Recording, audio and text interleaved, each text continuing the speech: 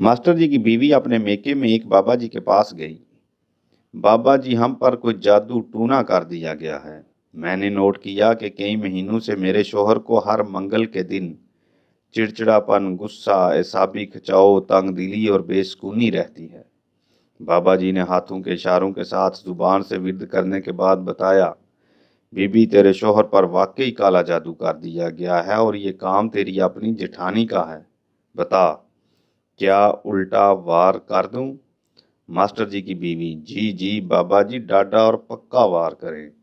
बाबा जी ने झाड़ फूंक के बाद 4-5 तरह के तावीज़ दिए। किसी को खाना, किसी को गोल कर पीना, किसी को बांधना और किसी को दफन करना था। मास्टर जी की बीवी ने बड़ी एहतियात और राजदारी से ये सब कर दिया। 1 महीने बाद मास्टर जी की बीवी दोबारा आई। बाबा जी, तवीज़ों का असर हुआ है। अब मंगल की बजाय जुमारात के दिन मास्टर जी को चिड़चिड़ापन, गुस्सा, एसाबी खिंचाव, तंगदिली और बेसुकूनी रहती है। बाबा जी ने फखरी अंदाज में कहा, बीबी, जादू अपने ठिकाने से हिल गया है और अब ये भी जाता रहेगा। साथ ही नई हिदायत के साथ नए तावीज़ दे दिए। मास्टर जी की बीवी ने ससुराल आकर बाबा जी की हर हर बात पर अमल किया और चंद हफ्ते ही गुजरे थे कि मास्टर जी की साली ने जादू टूने का राज फाश कर दिया और मास्टरनी ने मास्टर के सारे जिन निकाल दिए।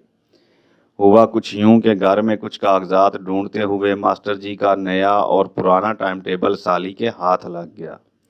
मास्टर जी के रोजाना के तमाम पीरियड गर्ल्स कैंपस में हुआ करते थे, जबकि पहले टाइम टेबल में मंगल के दिन और नए टाइम टेबल में जुमारात के दिन मास्टर जी के तमाम पीरियड्स ही बॉयज़ कैंपस में थे।